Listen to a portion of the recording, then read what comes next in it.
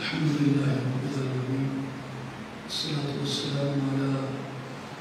سيد الأنبياء والمرسلين وعلى آله وصحبه أجمعين. الله لا إله إلا هو الحي القيوم لا تأخذه سنة ولا نوم له ما في السماوات وما في الأرض من ذا الذي يشفع عنده إلا بإذنه يعلم ما بين أيديهم وما خلفهم ولا يحيطون بشيء من علمه إلا بما شاء وسع كرسيه السماوات والأرض ولا يؤوده حفظهما وهو العلي العظيم. إن الله وملائكته يصلون على النبي يا أيها الذين آمنوا صلوا عليه وسلموا تسليما. الصلاة والسلام عليك يا سيدنا رسول الله وعلى آلك وأصحابك يا محبوب الله يا محمد رسول الله صلى الله عليك وآلك وبارك وسلم. قابل احترام بزرگوں، بھائیوں اور ساتھیوں، السلام علیکم ورحمۃ اللہ وبرکاتہ۔ ہم سلطان العارفین برہان الواصلین حضرت سخی سلطان باہو رحمۃ اللہ تعالیٰ علیہ کی نگری میں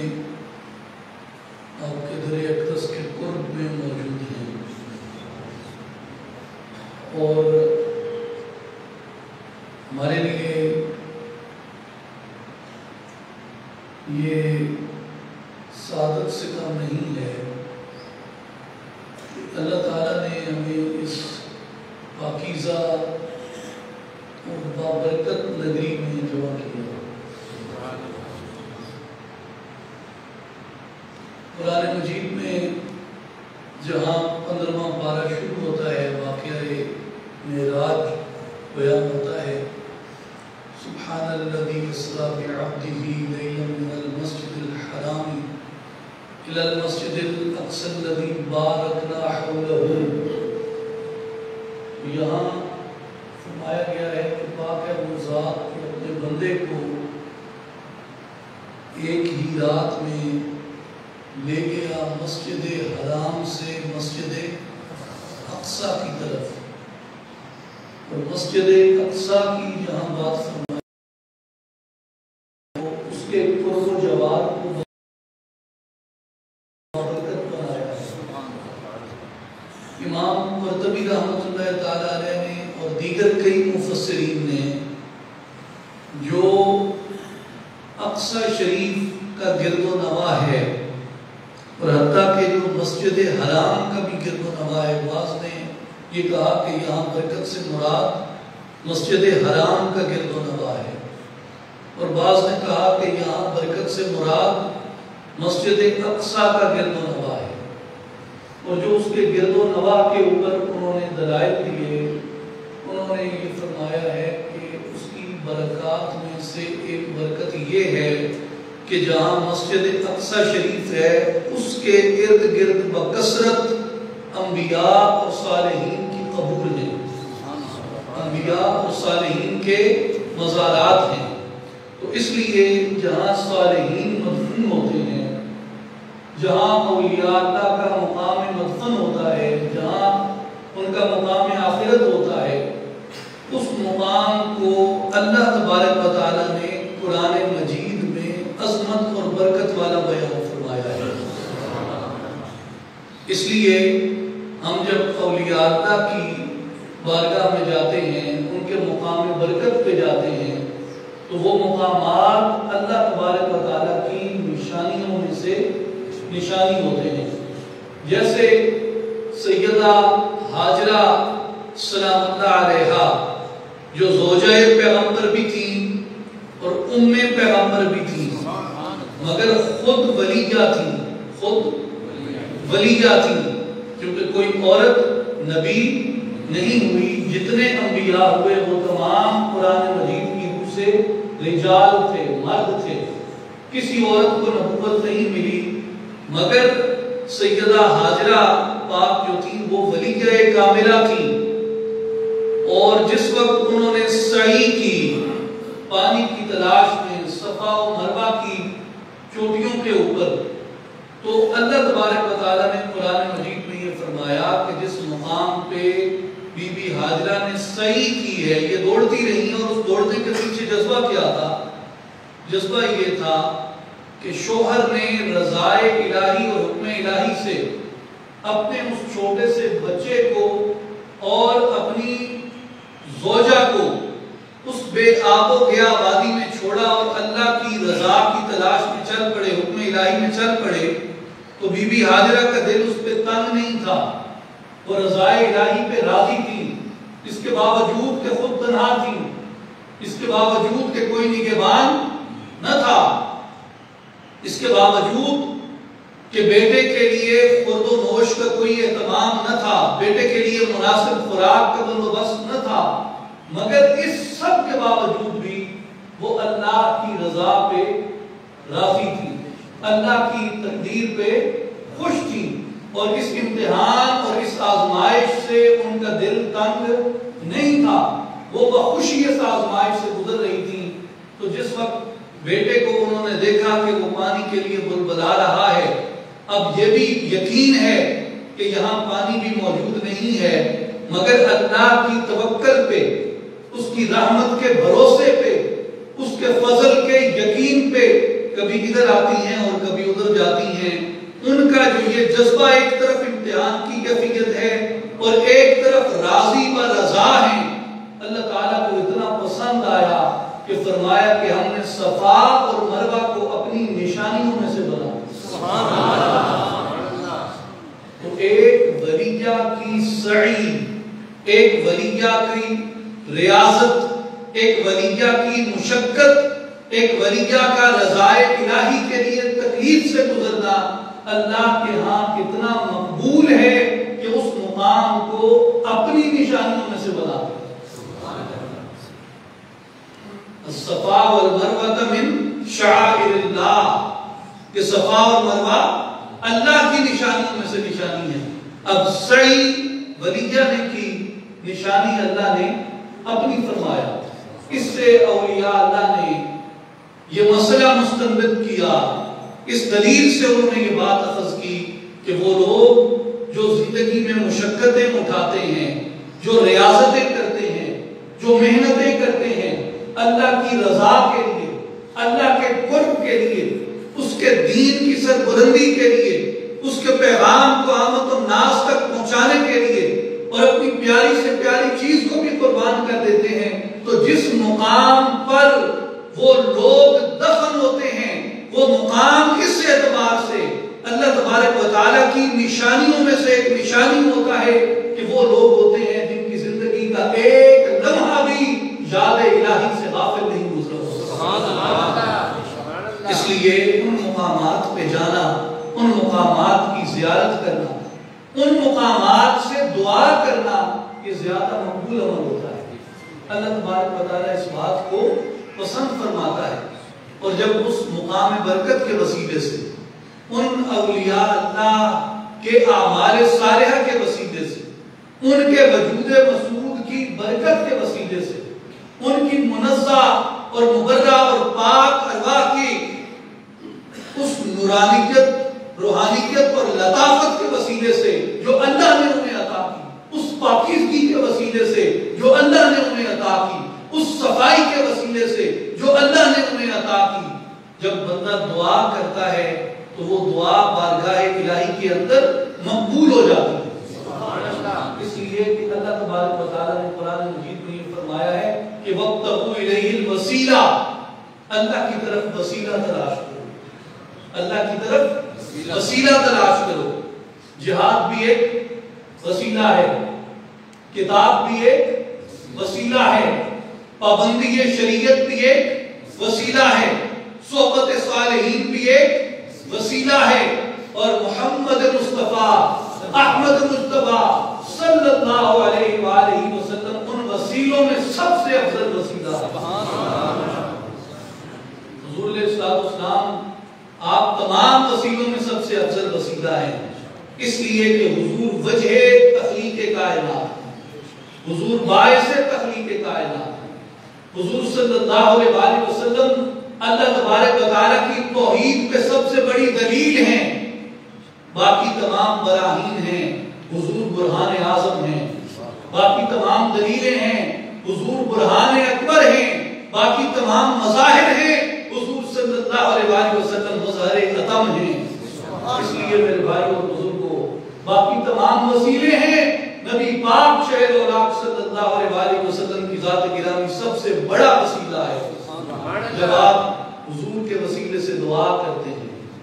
حضور کے وسیلے سے مدد مانگتے ہیں، حضور کے وسیلے سے اپنی نجات طلب کرتے ہیں، حضور کے وسیلے سے اپنے گناہوں کی معافی طلب کرتے ہیں، حضور کے وسیلے سے اپنی اعمال بد کے اوپر نادم ہو کے نیکی کی توفیق طلب کرتے ہیں، تو میرے بھائیوں اور بزرگوں، آپ کی دعا عرش کی جانب تیزی سے پرواز کرتے جاتی ہے، وہ درجہ قبول پاتی ہے اللہ جل شانہ کی بارگاہ کے اندر۔ اور چونکہ اولیاء جو ہیں، ان اولیاء کے سینے جس نور سے منور ہوتے ہیں، وہ نور مصطفی صلی اللہ علیہ وسلم، وہ نور حضور صلی اللہ علیہ وسلم کی توجہ کا، حضور کے فضل کا، حضور کے کرم کا نور ہوتا ہے، اس لیے ان کے سینے اسی نور سے جگمگا رہے ہوتے ہیں، اسی نور سے روشن ہوتے ہیں۔ اور آپ اس کا فیض اور برکت دیکھیے، اس کا فیض اور برکت دیکھیے کہ صدیاں گزر گئیں، مگر وہ برکت، وہ تاثیر، کس کی تاثیر؟ لا الہ الا اللہ محمد رسول اللہ کی تاثیر اس زمین پہ جاری و ساری ہے۔ میرے بھائیوں اور بزرگوں، اس کی ایک مثال آپ دیکھیے کہ ہم جب اس زمین میں آباد ہوئے، جس سے بر صغیر کہتے ہیں، جس کی طرف اپنا سینہ مبارک کشادہ فرما کے میرے نبی اکرم صلی اللہ علیہ وسلم نے فرمایا کہ مجھے ہند سے ٹھنڈی ہوا آتی ہے، میرے عرب کو آئی ٹھنڈی ہوا جہاں سے، میرا وطن وہی ہے، میرا وطن وہی ہے، جس کی طرف حضور سینہ مبارک فرمائیں تو فرمائیں کہ مجھے ہند سے ٹھنڈی ہوا آتی ہے۔ اس ہند کے اندر تو کروڑوں بت تھے، کروڑوں اصنام تھے، پتھر پوجے جاتے، شجر پوجے جاتے، مگر یہاں جب دعوت توحید آئی تو وہ دعوت توحید لے کے آنے والے وہ لوگ تھے جن کے سینوں کو رسول پاک شہر اولاق صلی اللہ علیہ وسلم کے فضل نے، حضور کی توجہ اور حضور کی برکت نے اللہ تبارک و تعالیٰ کی عطا سے روشن اور منور کر دیا۔ وہ سینے یہاں پہ آئے اور انہوں نے ضرب کیا لگائی؟ لا الہ الا اللہ، لا الہ الا اللہ، لا الہ الا اللہ، لا الہ الا اللہ، لا الہ الا اللہ۔ یہ ضرب لگی، جب یہ ضرب سینوں پہ لگی تو اندھیرے چھٹ گئے اور نور آ گئے۔ سبحان اللہ، شرک مٹ گیا، توحید قائم ہوئی۔ جہاں گھنٹیاں بجتی تھی وہاں محرابوں سے اذان کی آواز آئی اور اللہ اکبر کی صدا بلند۔ آیت الکرسی کا ورد ہوا، سورہ اخلاص کا ورد ہوا، کلمہ شہادت کا ورد ہوا، کلمہ طیبہ کا ورد ہوا۔ اور میرے بھائیوں اور بزرگوں، 1000 سال تک یہاں مسلمان عظمت کے ساتھ، شان و شوکت کے ساتھ، جاہ و جلال کے ساتھ رہے۔ پھر ہماری اپنی کمزوریوں کی وجہ سے، حضور کے راستے سے دوری کی وجہ سے یہاں زوال آیا. پہلے ایک طرف مرہٹے قابض ہوئے, ایک طرف سکھ قابض ہوئے. 20-30 سال میں سارے ہندوستان کو انگریز نے لپیٹ دیا. مسلمانوں کی شان و شوکت چلی گئی. لیکن ایک چیز تھی اور وہ کلمے کی ضرب تھی. ایک چیز تھی جو کلمے کی ضرب تھی, اور وہ کلمہ مسلمان کے دل میں صوفیاء نے, اولیاء اللہ نے ذکر کی ضرب سے ایسا راسخ کر دیا تھا کہ مسلمانوں کے سینے روشن ہو گئے. اور انہوں نے یہاں نعرہ دیا,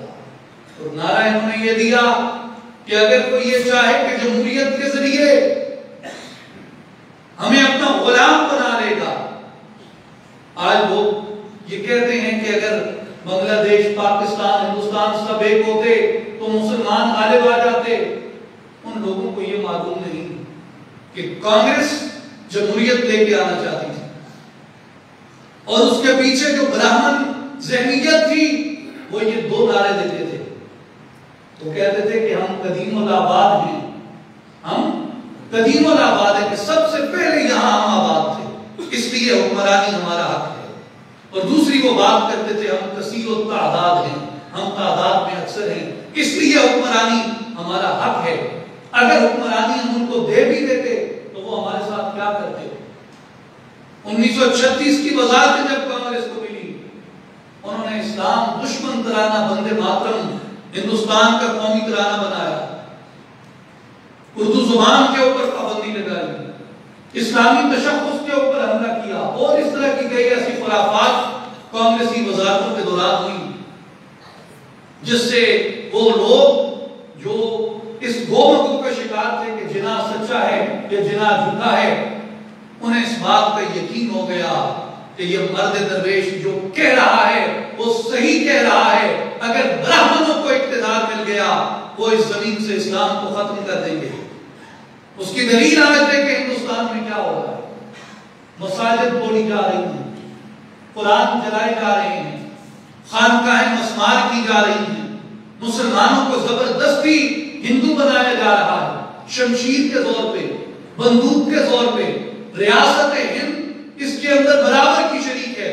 کشمیر میں انہوں نے کیا کیا, پورے ہندوستان کے اندر آر ایس ایس کے, ہندو دوا کے جو گنڈے ہیں وہ ہاتھوں کے اندر تلواریں, نیزے, چاقو, چھریاں, پستول, بندوق,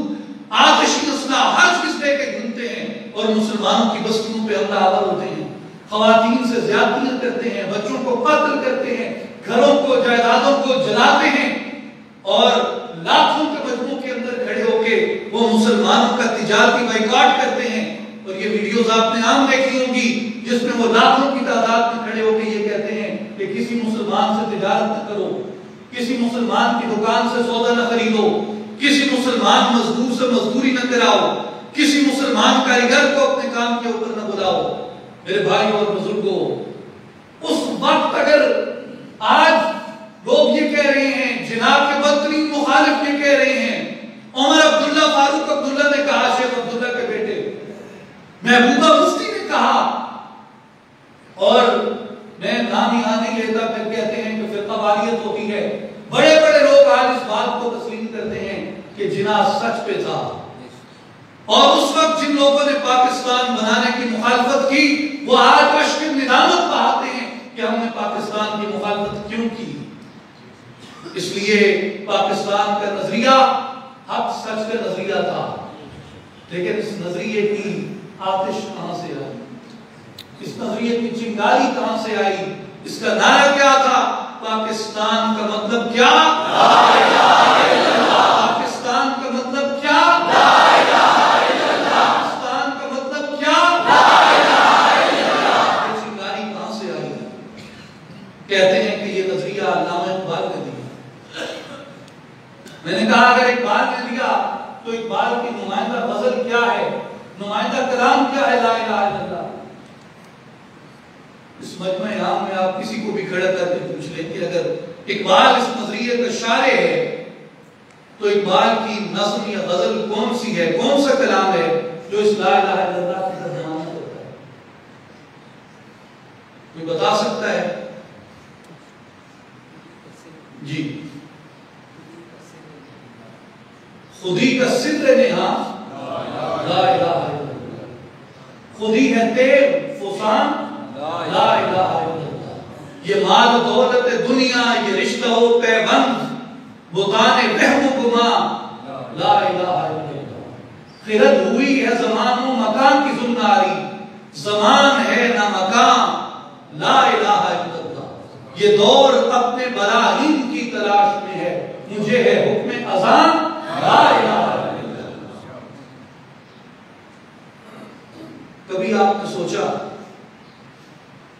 کہ اقبال نے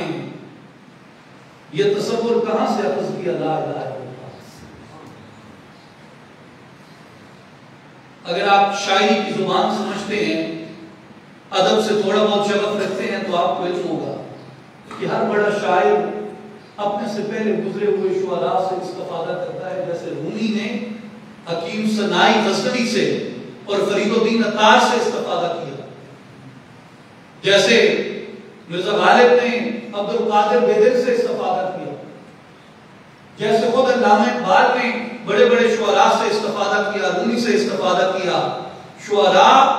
شاعر اپنے سے گزرے ہوئے شاعروں سے استفادہ کرتا ہے۔ وہ جیسے رومی نے کہا ہے کہ عطار روح بود و سنائی و چشم ما ازبہ سنائی و عطار آمدین، تو شاعر شاعروں سے استفادہ کرتے ہیں۔ اقبال کی اس غزل کی بحر، قافیہ، ردیف، اوزان، یہ سب کچھ اقبال نے سلطان العارفین حضرت سلطان باہو رحمۃ اللہ علیہ کی ایک غزل سے استفادہ کیا ہے جو نور الہدیٰ کے اندر ہے۔ اب میں پہلا شعر اقبال کا پڑھوں گا اور دوسرا شعر حضرت سلطان العارفین سلطان باہو رحمۃ اللہ علیہ کا پڑھوں گا۔ اقبال کہتے ہیں خودی کا سر نہا لا الہ الا اللہ، خودی ہے تیل فساں لا الہ الا اللہ۔ حضرت سلطان باہو رحمۃ اللہ علیہ فرماتے ہیں کلید کفل جناں لا الہ الا اللہ، نجات مردوں میں جان لا الہ الا اللہ۔ نعرہ تکبیر، نعرہ رسالت، نعرہ سلطانیہ۔ اقبال کہتے ہیں یہ نغمہ فصل گل و لالہ کا نہیں پابند، بہار ہو کے خزاں لا الہ الا اللہ۔ حضرت سلطان باہو رحمۃ اللہ علیہ فرماتے ہیں نبود ملک ملائک نہ دور چرخ کبود کہ بود دور امان لا الہ الا اللہ۔ یہ اس موازنے کا، اس کمپیریزن کا، اس تقابلی جائزے کا، ان دونوں کلاموں کو سامنے رکھ کے، دونوں اشعار کو سامنے رکھ کے پڑھنے کا مطلب یہ تھا کہ اقبال اس نظریے کا پرچار کرنے والے تھے کہ مسلمانوں لا الہ الا اللہ پہ جمع ہو جائے، اور خود اقبال نے یہ نظریہ کہاں سے اخذ کیا؟ اولیاء کاملین سے، صوفیاء سے، جن میں بڑے بڑے اکابر اور اجل صوفیاء ہیں، اور ان میں سلطان العارفین حضرت سلطان باہو رحمۃ اللہ علیہ۔ میرے دوستوں بزرگوں، اس لیے جب ہم یہ کہتے ہیں کہ اولیاء کا ہے فیضان پاکستان، اولیاء کا ہے فیضان پاکستان، اولیاء کا ہے فیضان پاکستان، جب ہم یہ نعرہ لگاتے ہیں تو یہ ہم دلیل کے ساتھ کرتے ہیں کہ اس ملک کے نظریے سے، اس ملک کے بنانے سے، اس ملک کی آبیاری تک ہر ایک چیز کے اندر اولیاء نے، صوفیاء نے کردار ادا کیا۔ آج اس لیے ہمارے اندر اس ملک کی خیرخواہی ہے، ہمارے اندر اس ملک کی محبت ہے، ہمارے اندر اس ملک کا استحکام ہے، اس کے استحکام کا جذبہ ہے۔ تو میں آخری ایک آپ کو عرض کر کے آپ سے اجازت چاہتا ہوں، اور یہ میرا مشاہدہ ہے، اور آپ میں سے وہ سبھی لوگ جنہیں مدینہ منورہ میں حاضری کا شرف نصیب ہوا وہ اس بات کی تصدیق کریں گے۔ آپ جیسے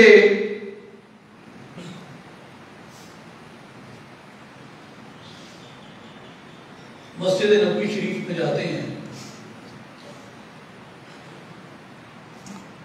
ریاض الجنہ وہ حجرہ نبویہ صلی اللہ علیہ وآلہ وسلم کے سرانے کی طرف ہے، اور حجرہ نبویہ صلی اللہ علیہ وآلہ وسلم کی دوسری طرف جو ہے وہ قدمین کہے جاتے ہیں، اس طرف حضور کے قدم مبارک ہے۔ تو قدمین میں بیٹھنے کی جو گیلری ہے، چھوٹا سا ایک برآمدہ ہے، اس میں تقریباً کم و بیش، اندازہ غلط بھی ہو سکتا ہے، کم و بیش 200 افراد کے بیٹھنے کی جگہ ہے۔ عدد اوپر نیچے ہو سکتا ہے لیکن ایک اندازہ ہے کہ تقریباً 200 افراد کے بیٹھنے کی جگہ ہوتی ہے، صفیں بنی ہوتی ہیں، وہاں لوگ آ کے خاموشی سے بیٹھتے ہیں، اور اس 200 کی تعداد میں جو 200 افراد بیٹھے ہوتے ہیں ان میں آپ کبھی غور کر لیں، ابھی بھی اگر آپ کے کوئی عزیز رشتہ دار وہاں گئے ہوئے ہیں تو ان سے آپ کہہ دیں کہ وہ بعد نماز عصر کا عشاء اس بات کی وہ تحقیق کر دیں کہ 200 لوگ اگر بیٹھے ہیں تو ان 200 میں سے 10 سے 15 لوگ پوری دنیا کی مختلف شہریتوں کے ہوں گے، ملیشیا کے یا انڈونیشیا کے یا افریقہ کے یا یورپ سے آئے ہوا کوئی آپ کو اکا دکا لوگ نظر آ جائیں گے۔ 200 میں سے 10 لوگ پوری دنیا کے ہوں گے، تقریباً 35 سے 40 لوگ آپ کو وہاں ٹرکش نظر آئیں گے، ترکی کے، اور کم و بیش 150 افراد آپ کو وہاں پاکستانی نظر آئیں گے، 150 لوگ پاکستانی ہیں، 35 سے 40 ترکش ہوں گے، 10 سے 15 پوری دنیا سے آئے ہوئے ہوں گے۔ میں نے جب پہلی بار یہ منظر دیکھا تو وہ میرے اندر ایک دم وہ پاکستانیت جاگی، یا رسول اللہ یہ آپ کا کرم ہے کہ آپ نے اپنے قدموں میں سب سے بڑا حصہ پاکستانیوں کو عطا فرمایا، سب سے بڑا حصہ حضور کے قدمین میں پاکستانیوں کا ہے، اس کے بعد ترکیوں کا ہے، اس کے بعد ریسٹ آف دا ورلڈ، پوری دنیا سے لوگ وہاں بیٹھتے ہیں۔ میرے بھائیوں، ہماری شناخت ہی عشق رسول ہے، ہماری شناخت ہی محبت مصطفیٰ ہے، ہماری شناخت ہی لا الہ الا اللہ محمد رسول اللہ، اور یہ اس نعرے کی برکت ہے، ہمارے اجداد کی اسلاف کی قربانیوں کی برکت ہے کہ سرکار نے اپنی بارگاہ سے اتنا بڑا حصہ ہمیں عطا فرمایا۔ لیکن اس وقت جو ضرورت ہے وہ اسلاف کی تاریخ کو پڑھنے کی ہے اور ان کے نمونہ عمل میں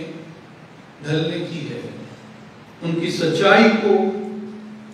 ان کی جرأت اخلاق کو، ان کی شیریں گفتار اور غیر متزلزل کردار کو، ان کے وجود کی تاثیر کو، ان کے جذبوں کی حرارت کو، ان کے حسن نیت کو، اخلاص عمل کو، اعتدال کو، محبت کو، مربت کو اختیار کرنے کی ضرورت ہے۔ اللہ تعالی ہم سب کو عمل کی توفیق عطا فرمائے۔ ان اللہ و ملائکتہ یصلون علی النبی یا ایھا الذین آمنوا صلوا علیہ وسلموا تسلیما۔ اللهم صل على سيدنا ومولانا محمد وعلى آل محمد وبارك وسلم وآخر دعوانا